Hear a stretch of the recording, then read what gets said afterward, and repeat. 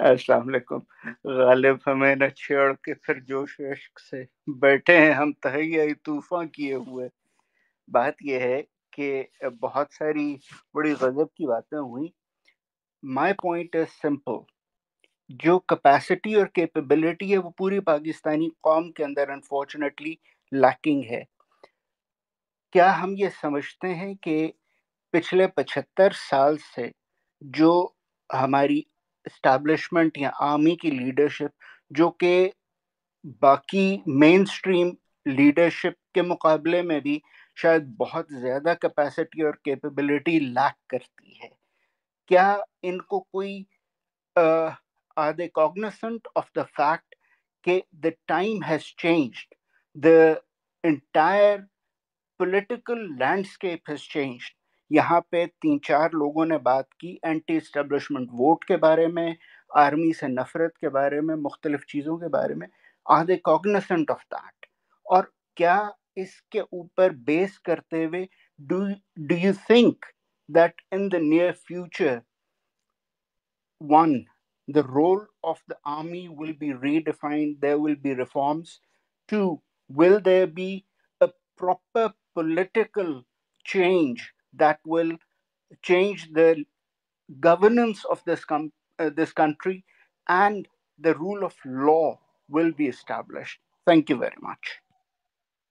جی hello Awais بھائی آپ جواب دیجیے گا جلدی سے، اندر پھر نورانی صاحب بھی. نہیں دیکھیں، مجھے تو نہیں لگتا کہ ان کے اندر تو یہ سوچ کہیں بھی ہے. میں تو اس کا جواب پہلے بھی میں نے گفتگو جو کی اس میں کہا کہ مجھے تو لگتا ہے کہ وہ وہیں کھڑے ہیں جہاں وہ 70 اور 71 میں کھڑے تھے. ان کی سوچ تبدیل نہیں ہوئی. اور میری ذاتی اس کے بارے میں تھیوری یہ ہے کہ آج کل کے جو جرنیل ہیں، یہ شاید ضیاء الحق کی فوج کے لیفٹیننٹ اور کپتان ہوں گے، تو 30-35 سال میں جو سوچ لے کے وہ یہاں تک پہنچے ہیں وہ ایک دم تو تبدیل نہیں ہو جائے گی نا. اور دوسرا مسئلہ اب جو زیادہ بڑا ہو گیا ہے ہمارے جرنیلوں کے ساتھ، وہ یہ ہے کہ وہ صرف پاور کا مسئلہ نہیں ہے، اس کے ساتھ اور بڑی طرح کے سٹیکس جو ہیں وہ شامل ہو گئے ہیں. تو اس کو تو وہ بالکل ہی نہیں چھوڑ سکتے. باقی یہ کہ کیا ان کی کوششوں کے باوجود وہ ان چیزوں کو کنٹرول کر پائیں گے گراؤنڈ پہ؟ میں نہیں سمجھتا کہ وہ کنٹرول کر پائیں گے. اور مجھے تو کم از کم اس حوالے سے پچھلے 2 سال میں جو چیزیں میں نے دیکھی ہیں وہ تو بڑی حوصلہ افزا ہیں. جی ایک نورانی صاحب. بالکل ایک لائنر، ایک if I may please. Do you think that this will lead to a conflict between the people and the army? نہیں، وہ اس طرح کا کانفلکٹ جیسا پی ٹی آئی کے اندر ایک حلقے کی سوچ ہے کہ جی کوئی ڈائریکٹ کانفلکٹ ہو جائے گا اور کوئی آرمڈ سٹرگل ہو جائے گی، وہ مجھے نظر نہیں آتی. وہ اس خطے کا مزاج نہیں ہے. اس طرح کے انقلاب ان معاشروں میں آتے ہیں جہاں ہر کوئی اپنے آپ سے شروع کرتا ہے. ہمارا معاشرہ اس طرح کا ہے جہاں لوگ کہتے ہیں کہ اچھا انقلاب آئے ضرور، لیکن جب سارے ٹھیک ہو جائیں گے تو پھر میں بھی ٹھیک ہو جاؤں گا. اپنے آپ سے کوئی نہیں شروع کرتا. سو یہاں پہ لوگ بس ووٹ شوٹ تک ہی رہتے ہیں کہ ووٹ آئیں گے تو ووٹ دے دیں گے ہم، اور پھر دیکھیں گے کہ اس کے نتیجے میں کیا تبدیلی آتی ہے. اس سے زیادہ کچھ نہیں ہونا.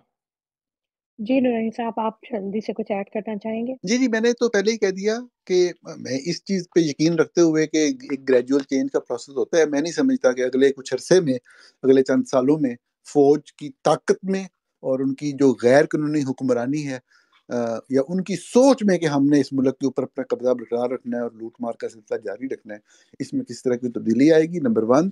نمبر 2، جو انہوں نے آخر میں پوچھا کہ کوئی آرمڈ اسٹرگل، وہ بالکل واقعتاً وہ تو 100% جو الفاظ استعمال کیے ویس بھائی نے، بالکل میری بھی انڈرسٹینڈنگ وہی ہے. ایک چیز میں ضرور یہ سمجھتا ہوں جس کو شاید اتنی اہمیت نہیں دی گئی، میں نے پہلے بھی وہ کہا کہ اس کی ضرورت ہی نہیں ہے آرم اسٹرگل کی. آرم اسٹرگل کی، یا جس طرح کا وہ اویس بھائی نے بڑا زبردست کہا کہ جو پی ٹی آئی کا خاص حصہ سوچتا ہے کہ اس طرح کی آرم اسٹرگل، تو اس کی ضرورت ہی نہیں ہے. میں عرض کر رہا ہوں کہ وہ تو ہوتا ہے نا کہ یہ تو وہ ہیں کہ یہ تو اس لیے کھڑے ہوئے ہیں، بدماشی کر رہے ہیں کہ آگے لوگ دبکے ہوئے ہیں، سہمے ہوئے لوگ ہیں. کوئی ایک بندہ کھڑا ہو کے زور سے زمین پہ پاؤں مار دے گا، یہ بھاگ جائیں گے. میں مذاق نہیں کر رہا. اب ایس بھائی میری بات سے ڈس ایگری کریں گے. اب وہ پاؤں مارنے سے میری مراد یہی ہے کہ کوئی ایک لیڈر سٹینڈ لے جائے کہ مجھے حکمرانی چاہیے ہی نہیں، میں تمہارے خلاف اسٹرگل کر رہا ہوں، تم واپس چلے جاؤ. جس دن تک تم نہیں جاؤ گے واپس ہم یہاں کھڑے پر ہیں. تو نورانی صاحب پھر میں وہی کانسیپٹ کہوں گی، وہ لیڈر ہے اور خان صاحب یہ کر رہے ہیں، لیکن ہم اس پہ آپس میں جی بحث نہیں کریں کریں گے. گے، مگر یہ ہو رہا ہے. میری بڑی خواہش نہیں میری بھی بڑی خواہش ہے. یقین مانیں، آپ میرے پہ یقین نہیں کریں گی شاید، لیکن میری بڑی خواہش ہے خان صاحب کریں.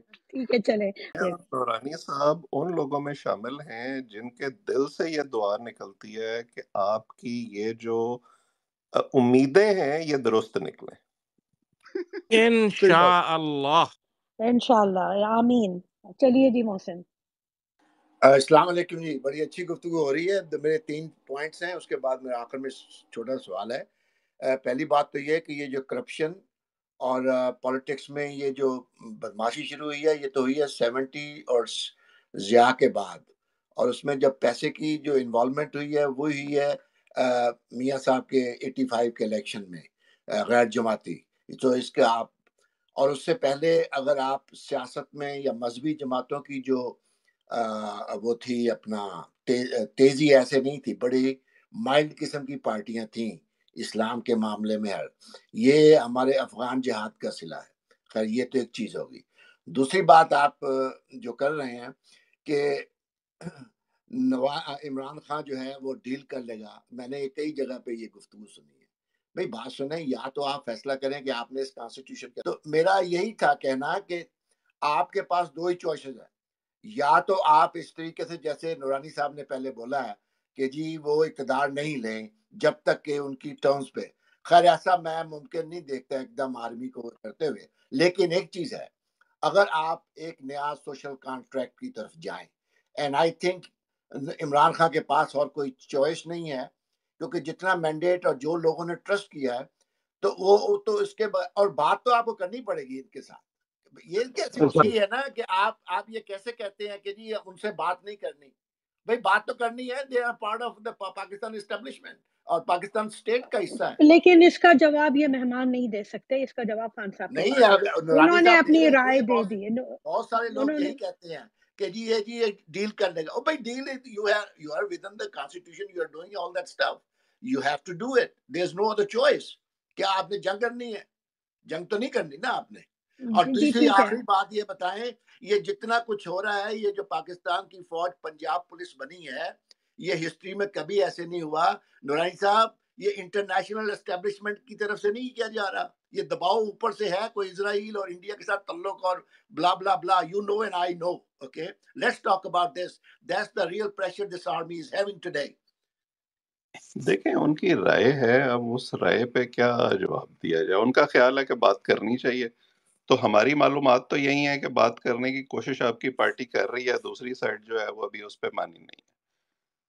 ہماری رائے اگر آپ پوچھیں گے تو رائے یہی ہے کہ اس طرح کی بات چیت کر کے یہ جو کہ جی ہم ایک دفعہ بات چیت کر کے اقتدار میں آ جائیں، اس کے بعد ہم سارا کچھ ٹھیک کر لیں گے، اس کا آپ نے جو ہے نا وہ ایک دفعہ اس کا نتیجہ دیکھ لیا ہے.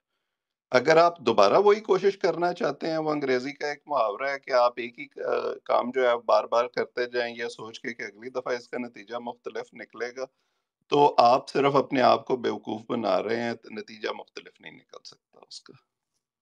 جی تھینک یو. اچھا وقار آپ کی ٹرن ہے، آپ سوال کر لیجئے. جی بہت بہت شکریہ. میرا سوال احمد نورانی صاحب سے تھا. میں ایکچولی احمد صاحب آپ کا ریگولر ویلاگ بھی سنتا ہوں، اور 90% آف دا ٹائم میں آپ کے سارے آرگومنٹ سے بلیو کرتا ہوں، اسپیشلی اسٹیبلشمنٹ کے خلاف. جہاں مجھے کنفیوژن رہتا ہے نا کہ یہ پی ٹی آئی بھی جو ہے، عمران خان بھی جو ہے اسٹیبلشمنٹ کے ساتھ رہی ہے، اور آپ ہمیشہ فیکٹس کی بات کرتے ہیں. تو میں نے سوچا کہ کبھی موقع ملے پوچھیں کہ ایسے کون سا فیکٹس ہے کہ یہ بات پروو ہوتی ہے. کیونکہ کوئکلی اس کو کلیئرفائی اس لیے کرنا ضروری ہے کہ دیکھیں اگر ہم کہتے ہیں نا کہ یہ 2018 میں اسٹیبلشمنٹ لے کے آئی عمران خان کو، تو اس سے ہوتا یہ ہے کہ آپ جو فرنٹ مین ہے نا ان کے، نواز شریف ہو گئے، پیپلز پارٹی والے ہو گئے، ان کو آپ ایکویٹ کر دیتے ہیں عمران خان کے ساتھ کہ وہ سب ایک ہی فیس ہیں. تو یہ کلیئرفائی کرنا بہت اس لیے ضروری ہے کہ آپ فیکٹس کی بات کرتے ہیں. تھوڑا سا بیک میں جاتا ہوں ہسٹری میں کہ Imran Khan P D M کے ساتھ تھا 2006 میں. I think election Nawaz Sharif نے لڑ لیا، عمران خان الگ ہو گیا، اس کے بعد اس کا رائج شروع ہوا. एग्जाम्पल मैं देता हूँ एज अ फैक्ट कि 2011 में उसका जलसा हुआ 31 अक्टूबर को लाहौर में, इतने लोग आए, वो तो आप सबको पता है, तो उसमें नहीं जाता मैं। हुआ क्या, इलेक्शन हुए 2013 में, नून लीग जीत गई, इमरान खान ने धरना किया 4 सीटों पे, लोग कहते हैं शुजा पाशा उसके पीछे था, चले मान लिया पीछे था, तो 126 दिन धरना क्यों करना पड़ा। इवेंचुअली जब 4 सीटें खुली तो वो उस पर निकल आया कि क्या था, धांधली थी या नहीं थी। चले फास्ट फॉरवर्ड करते हैं 2018 में आते हैं, पीटीआई जीत जाती है, लोग कहते हैं कि हाँ सारी एस्टेब्लिशमेंट पीछे थी। मैं फैक्ट ये मानता हूँ कि सारे लोटे उस वक्त आना शुरू हो गए, ये बात तो फैक्ट है, लेकिन मेरा आर्ग्यूमेंट ये है इस फैक्ट का कि वो एस्टेब्लिशमेंट ने घुसेड़ा था इमरान खान की पार्टी में ताकि वो मौके पे उसको बैक स्टैप कर सके, जैसे राजा रियाज हो गया, तरीन, अलीम सारे हो गए, जो कि आपको अभी पता चला 2022 में जो हुआ है, और आरटीएस रुक गया। तो ये सारी बातें कि क्लैरिफिकेशन जरूरी है कि इमरान खान भी उन्हीं की तरह का है, क्योंकि देखिए पॉलिटिकल साइंस का रूल ये है कि चेंज फौरन नहीं आता। ऐसा नहीं है कि 2018 में धांधली हुई तो 2024 में इन्होंने 2/3 ले लिया। सवाल यही है कि आप थोड़ा सा फैक्ट बता दें कि इनमें से कौन सी ऐसी चीज़ गलत है और क्या चीज़ फैक्ट ऐसी है कि जो शो करता है इमरान खान एस्टेब्लिशमेंट की मदद से आया है अभी तक। आपने खुद ही जवाब दे दिया, मुझे जवाब देने की जरूरत नहीं, आपने खुद बता दिया कि इस तरीके से इलेक्टेबल्स को, लोटों को शामिल किया गया। वो जहांगीर तरीन जिसकी हम करप्शन की खबरें किया करते थे, उसकी वजह से हम पीटीआई वालों को भुगतते भी रहे, वही आपके खिलाफ इस्तेमाल हुआ। वही अलीम खान जिसकी हम जमीनों पे कब्जे कर करके लोगों को हर तरह से धोखे दे के करोड़ों अरबों की जमीनें डीएचए फौज को देने के लाहौर के पूरा लाहौर खा गए, तो वो हम ही रिपोर्टें करते रहे, तो वो भी नहीं किसी ने माना, और सारे लोटे जो है सारे वो चले गए। तो यही सपोर्ट यही होती है, और क्या सपोर्ट होती है? नहीं तो उसका जवाब नहीं मैंने तो ये बस नहीं सुना है कि वो तो नुकसान पहुंचाने के लिए किया था। देखिए, मैं आपको हाउ कैन बताता यू हूँ, आर्ग्यू अगेंस्ट दिस? हम बजाय बहस करने के ना एक गुफ्तगू को एक अच्छे नोट पे इस तरह से कंक्लूड कर सकते हैं, जैसे मतलब वो देख सैम भी बार बार एक बात कहती है ना कि कि मैं यकीन, और बल्कि अवैस सलीम साहब ने मेरे ख्याल में बेहतरीन इसको कंक्लूड कर दिया ऑलरेडी कि ये सारे जो है ना नवाज शरीफ वगैरह, ये नपे तोले हैं एस्टेब्लिशमेंट के यूज किए हुए हैं, इक़्तिदार के लिए किसी हद तक भी गिर जाते हैं। नंबर 1, इमरान अभी तक उस तरह से नहीं गिरे, बिल्कुल नहीं कहा, मैंने बिल्कुल नहीं कहा कि वो गिर गए हैं, ये कर दिया वो कर दिया है।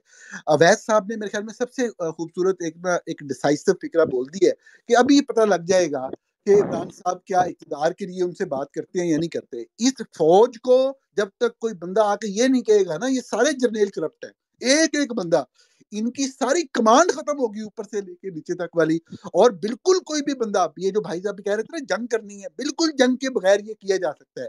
ये सारे करप्ट जो लोग, काबिजीन का जो टोला है, जो प्लाटो और डीएचए के सारे, ये हमारे लोगों से धोखे दे के अलीम खान जैसे लोगों ने प्लॉट लिए हुए हैं ये सारे, जिसके ऊपर ये करोड़ों करोड़ों के और अरबों की जायदादें पाकिस्तान के अंदर खड़ी कर लेते हैं और पाकिस्तान से बाहर बनाते हैं।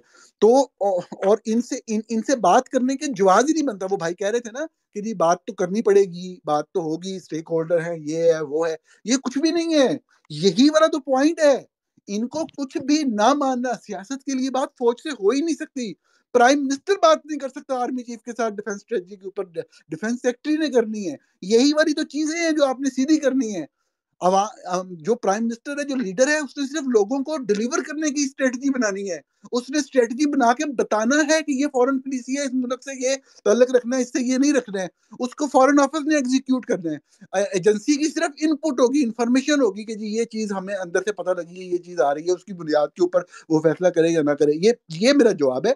और आपको जो आपका बुनियादी सवाल था कब किया हो, तो आपने खुद जवाब दे दिया कि खुद फायदे लिए। डायरेक्टली लोग शामिल हुए पीटीआई के अंदर जो एस्टेब्लिशमेंट के खास लोग थे, तो वो शामिल होते इसलिए कि बाद में निकालने होते हैं। इसमें आप क्या बता रहे हैं? साहब वो ये कह रहे हैं कि जिसको आप सपोर्ट कर रहे हैं वो उनके ख्याल में सपोर्ट नहीं थी, वो साजिश थी बड़ी लंबी, कि पहले कैंडिडेट शामिल कराने हैं, फिर उनको जितवाना है, फिर उनको जो है वो इस्तेमाल करना है खान साहब की हुकूमत गिरवाने के लिए। तो एग्जैक्टली। आप और ये बात एक लाइन मान रहे ऐड हैं, कर आप दूं, उसमें एक कॉन्ट्रडिक्शन कर क्यों दूं ढूंढ कि रहे हैं? 2019 में आते देख लेना मीडिया का रोल क्या था, सब इमरान खान के पीछे पड़ गए। अगर इतना ही था उनको लाने का तो ये मीडिया का आप देख लें हिस्ट्री में जाके। एक बात मैं ऐड करना चाह रही हूँ नूरानी साहब, जो वैस सलीम साहब ने बात की है, that is exactly the point जो आपको शायद हम समझा नहीं पा रहे थे, कि जिसको आप सपोर्ट कह रहे हैं ना कि एस्टेब्लिशमेंट में सपोर्ट की थी पीटीआई की, वो एक्चुअली साजिश थी। जानबूझ के प्लान करके उनको कॉम्प्रोमाइज करवाई गई उनकी गवर्नमेंट, ताकि जब भी मौका मिले ब्लैकमेल के। दैट्स ये आवर बात अवैस एनालिसिस। तरीन साहब ने नहीं की है, वो उन्होंने सिर्फ ट्रांसलेट की है दूसरे भाई की बातों को, बल्कि अवैस भी उन्होंने क्लियर कर। ट्रांसलेट किए, but that is our मौकफ, this is hour okay understanding and okay, this is what we believe in. मैं ये आई कह गॉट रही हूँ आई गॉट कि वो उनकी साजिश थी, मदद नहीं थी, और उनको हटाना था नवाज शरीफ को। ज़ाहिर है उनको इमरान खान चाहिए था, लेकिन उनको पावरफुल इमरान खान और पावरफुल पीटीआई नहीं चाहिए थी, उनको कॉम्प्रोमाइज्ड और ऐसी चाहिए थी जिसको वो ब्लैकमेल करे। दिस इज आवर मौकफ, तो you can disagree Sam with इस इट। पे जी जी जी आप जो है ज़िमनी सवाल अगर मैं उठा सकूं कि ये बात पीटीआई को तब क्यों याद आई जब वो 3.5 साल के बाद इक़्तिदार से निकले, उस 3.5 साल में उनको क्यों नहीं याद आई? और अगर इमरान खान साहब को उस वक्त ये नजर आ रहा था कि ये मेरे साथ ये कर रहे हैं, क्योंकि हम सब तो लिख रहे थे उस वक्त और पीटीआई से गालियां खा रहे थे कि ये इस तरह की चॉइसेस कर रहे हैं जो आगे नहीं चलेंगी, सिर्फ खान साहब को नजर नहीं आ रहा था। डॉन में उनका 2018 से पहले, इलेक्शन से चंद दिन पहले इंटरव्यू छपा हुआ है जिसमें उन्होंने कहा कि पाकिस्तान जैसे मुल्क में आप पैसों के और इलेक्टेबल्स के बगैर नहीं जीत अच्छा, सकते आपका इलेक्शन। ये सवाल मुझसे है तो मैं जवाब ठीक देती है, हूँ, बाकी मेरा जो सो पैनल है मेरा उन्हें ख्याल जवाब है सैम, उस डॉक्टर सैम आप भी उस और वक्त अवैस उन्होंने भाई, ये चॉइस की, अवैस उस भाई चॉइस आवाज के आ रही? नतीजे देखे। अब आइंदा जब होगा तो आइंदा देखा जाएगा, जो एक दफा हो गया अब वो पीछे रह गया। जी अस्सलाम वालेकुम आसिफ जी। मेरा सवाल सियासत पे तो नहीं है, खैर पाकिस्तान में चलता रहता है। मेरा जो है मेनली सहाफत के हवाले से है। अब पाकिस्तानी आप पॉलिटिक्स छोड़ दे, मैं इतना फॉलो तो करता हूँ लेकिन सहाफ़ियों को इतना फॉलो नहीं करता। जब से फॉलो करना शुरू किया हुआ है, यकीन करे पता नहीं या तो अनएजुकेटेड है या वो किसी की ज़ाती नौकर है, इस तरह के लगते हैं मुझे।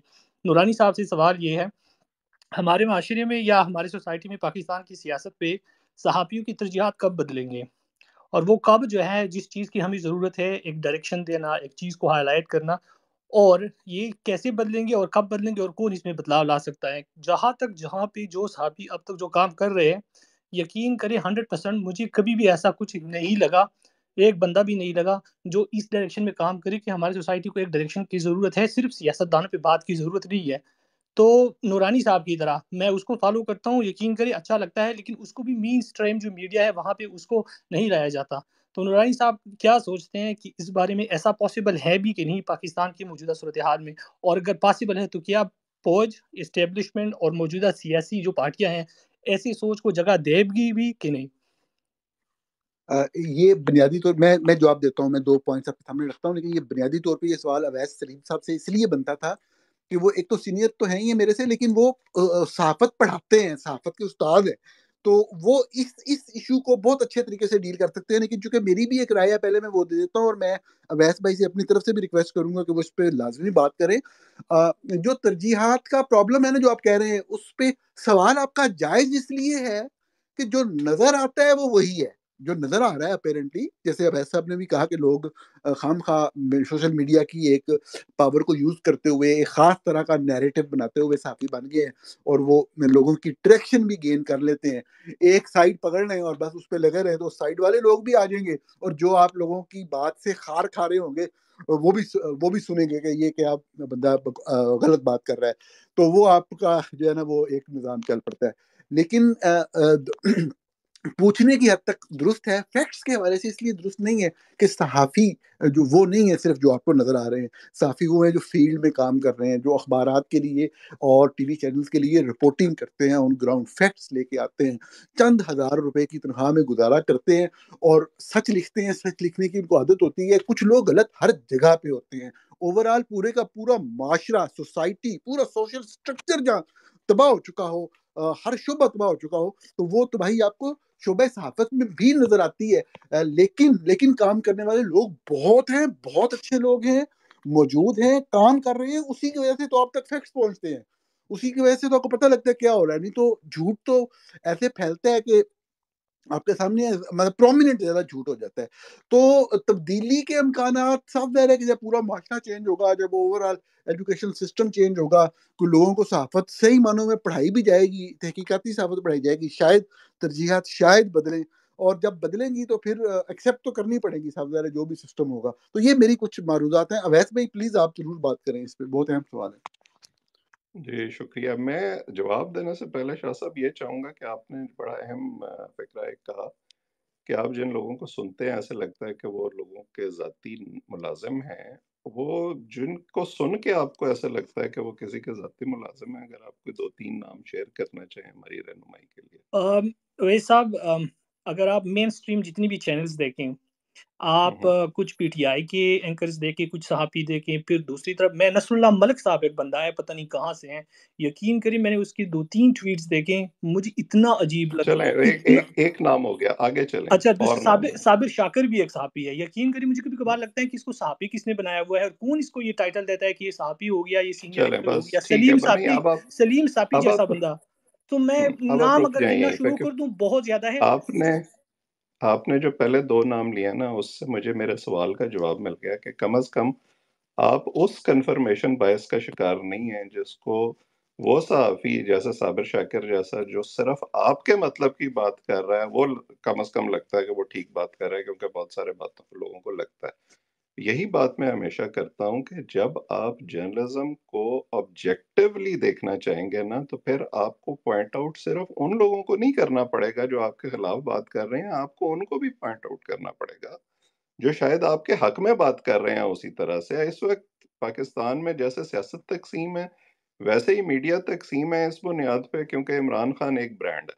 یا آپ اس کی تعریفیں کر کے پیسے کما لیں، یا آپ اس کو برا بھلا کہہ کے پیسے کما لیں. تعریفیں کریں گے تو شاید زیادہ کمائیں گے کیونکہ سوشل میڈیا پہ ان کے حامی زیادہ ہیں، لیکن اگر آپ برا بھلا بھی کہیں گے تو آپ پیسے کما سکتے ہیں. اس کا بھی ایک جو ہے وہ موجود ہے ایک طبقہ جو وہ سننا چاہتا ہے.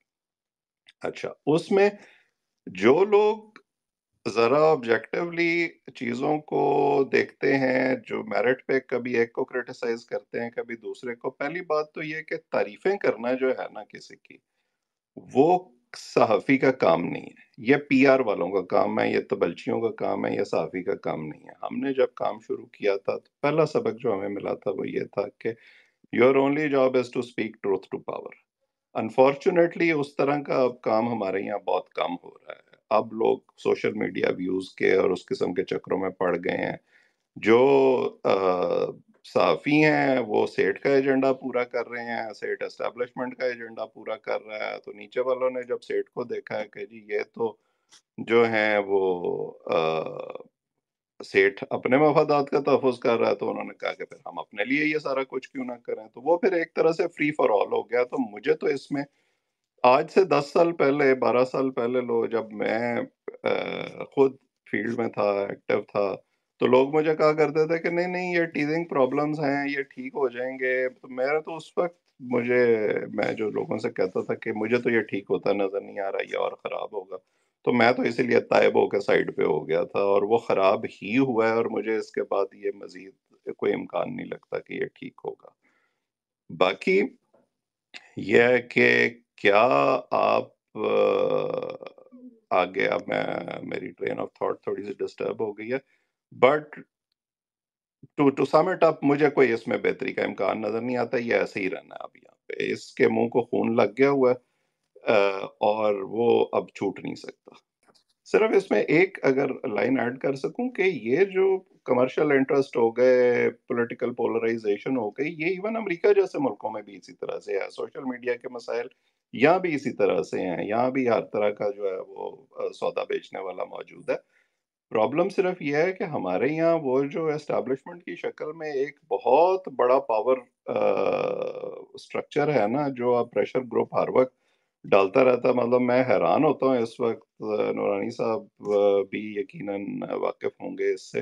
ہمارے جو دوست اس وقت پاکستان میں، مطلب 2 چینلز کے نیوز روم میں نے بھی چلائے ہیں ایک ٹائم میں، تب بھی کبھی کبھی فرمائش آتی تھی، تب بھی کبھی کبھی کوئی پریشر آتا تھا، لیکن وہ حال نہیں تھا جو آج کل ہے کہ جی آپ اپنی مرضی سے کچھ چلا ہی نہیں سکتے، اور اگر آپ نے چلا لیا تو پھر زمین آسمان ادھر کا ادھر ہو جائے گا. اب تو بہت برے حالات ہیں، اس میں کوئی بہتری نہیں ہونی.